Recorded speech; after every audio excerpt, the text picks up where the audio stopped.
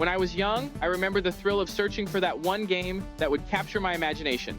My parents would take me to Blockbuster, and I'd excitedly roam the aisles looking for that perfect game to rent for the weekend. It was a simpler time, no digital downloads or instant access. You had to be lucky to find that elusive title you'd been dreaming about. I'd often end up renting the same N64 Classics games like GoldenEye 007 or The Legend of Zelda: Ocarina of Time over and over, just to experience the joy of playing them again, even if it was only for a few days. Back then, I didn't worry about saving my progress or how much time I spent playing. I was just a kid, and the excitement of diving into those pixelated worlds was enough. It didn't matter if I had to start from scratch each time I rented a game. The experience itself was worth it. I'd save up my allowance for weeks just to buy the latest PlayStation magazine, eager to try out the demo discs that came with it. I'd play those demos repeatedly, losing myself in each new game world, savoring every moment.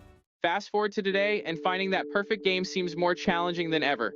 With platforms like Steam offering thousands of titles at our fingertips, you'd think it would be easier to discover something new and exciting.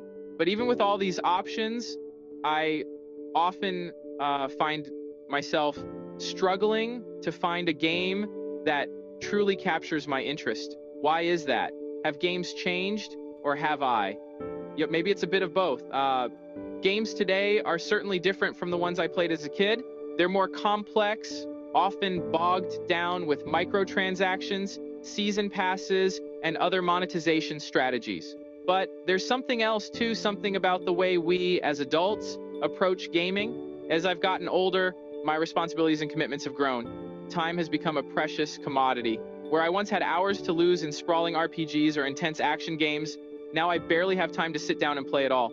And when I do, the thought of sinking 80+ hours into a massive game can feel overwhelming, when in the end, there is nothing to show for it. Instead, I find myself gravitating towards shorter, more accessible experiences, quick matches with friends, or bite-sized adventures that I can complete in a single sitting. This shift in how I interact with games mirrors a larger trend in how we approach our interests and hobbies as we age.